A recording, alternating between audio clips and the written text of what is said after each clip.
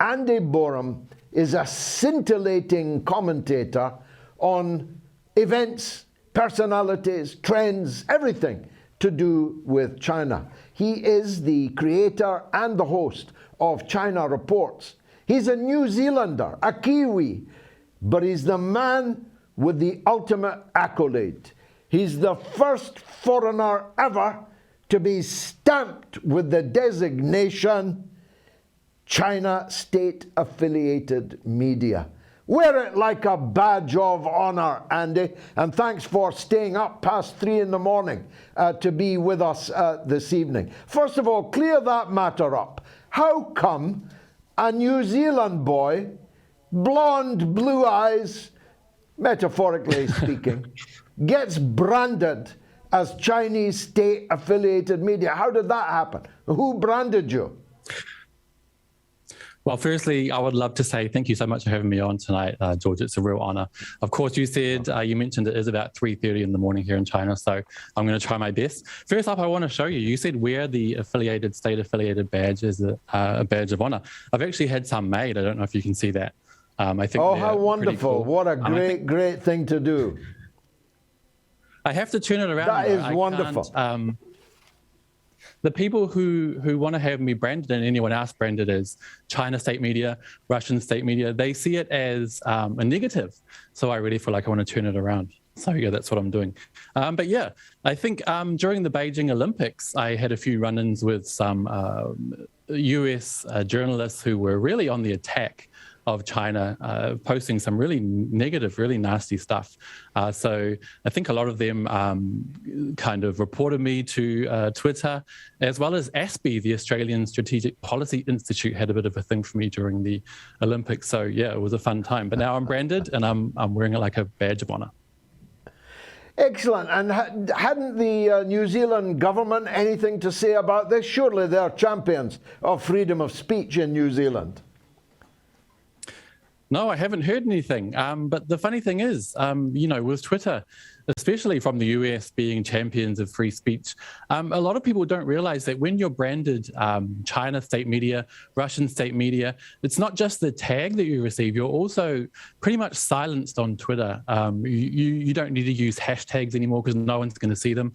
If someone who's not following you searches you on there, you're just invisible. So I think, you know, having a tag would be fair enough. Just the tag in itself, let people decide for themselves if they want to, you know, take what you have to say to heart. But instead they go a lot further, and a lot of people don't realize that. So I think, yeah, it's quite unfair. Yes, of course. Nobody brands British state media on the foreheads of the BBC, and yet they could not be more slavishly servants of the British state. Utterly slavish, obeisant. I noticed today, because I had an hour or two spare in the car coming to the show, that a very large number of BBC blue ticks follow me on Twitter, so I blocked them all. After all, if they want to have me blocked and silenced, why should I allow them to follow me on Twitter? Anyway, these are all childish games. Let's get to the big stuff.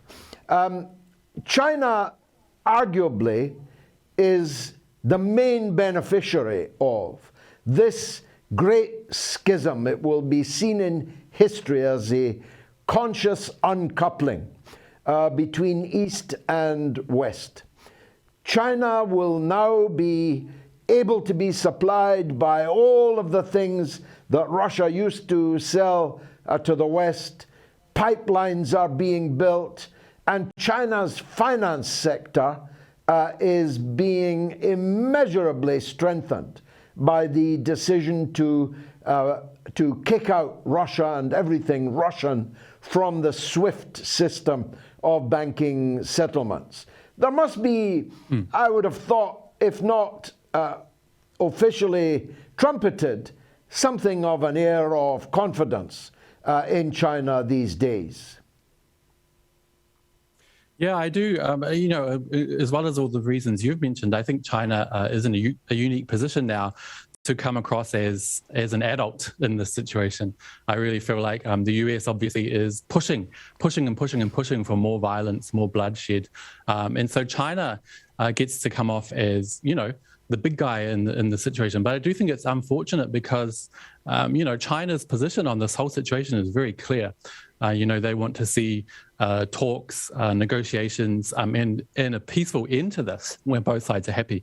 But of course, that message is quite hard to get out with the US and Western media in general having a real monopoly on information. So I think we've got to keep pushing, but there's a lot for China to benefit here, as you called it, a schism.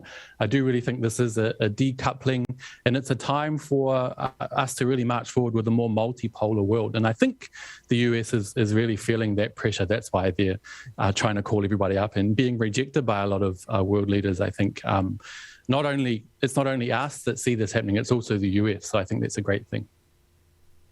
But it was funny, but tragic, to see the Biden administration kowtowing to the government of Venezuela, whom they had blackguarded and sanctioned and isolated and sent mercenaries in to murder the president and so on.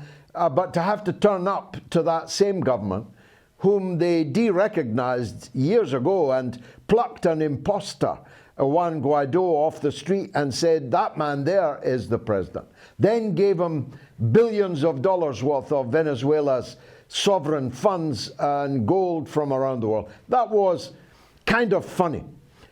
But when I saw Blinken and his underlings warning China before the big meeting with China in the last few days, about what they must do, I couldn't help but think of the words of Deng Xiaoping delivered to the British when they were griping about the imminent arrangements for Hong Kong. He said, the days when China can be ordered around by foreigners is gone. They don't seem to realize that openly threatening China, sending your warships off the coast of China, stuffing Taiwan full of weapons, seeking to establish a chain of military bases around what they call the Indo-Pacific, is the last possible way to persuade China to do what the West would like.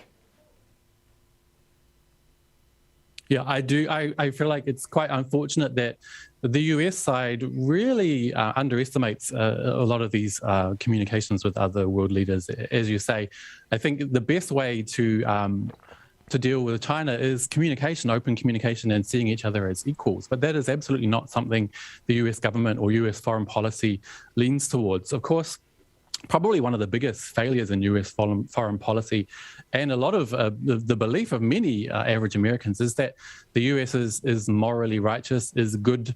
They really feel deep down to the core fundamentally that anything they push for is the right way, is the good way, and they just can't understand when it doesn't work out, and they can't understand when people don't agree with them, when countries don't agree with them. So I think it's really unfortunate. I think the Biden administration and any future administration in the US is going to need to work really hard to understand that dynamic and really start seeing other world powers, especially China, on a level playing field. I think that's the only way we're going to move forward. And I think they need to come to terms with the fact that the world is moving to more of a multipolar kind of situation. And the days of the US as the world policeman or as the world bully, as I would like to see, are really numbered, I think. The way in which they conduct their international relations belies the change that there has been. The rise of China economically and militarily and in many other ways. The rise back again of Russia. They loved Russia when it was lying drunk on the floor in the Yeltsin era and everyone could pick its pockets, but they hate the new Russia, which is literally hypersonic and well able to fight them if they want to have a fight. They still act as if they were in that brief period, historically speaking, from the end of the Soviet Union to the situation we have today, this end of history, Fukuyama, single power politics, and so on. It's like they hadn't caught up. Or is it just an inherent arrogance, this American exceptionalism? I think it is an inherent and fundamental arrogance. I think somebody called it the myth of American exceptionalism, because it really is a myth. A lot of, not just US foreign policy, but like I said before, very average Americans really feel fundamentally that they are exceptional, that they are the be all and end all, that everything, they stand for, their democracy, their system of, everything is the way that everyone else in the world needs to be. They really want to export and have been trying to export, and successfully in some cases, exporting their own systems around the world. But I think that's really coming to an end. And I really feel like they need to start realizing that, because it's going to get more and more dangerous. Not only us from the outside looking at the US can see that, the empire is falling, but I think they're starting to see it themselves. And I don't feel like they're going to, move back peacefully. I think it could get a lot more dangerous. And we're seeing that today with, the situation with Ukraine and Russia. They're also pushing for, armed conflict between China and Taiwan.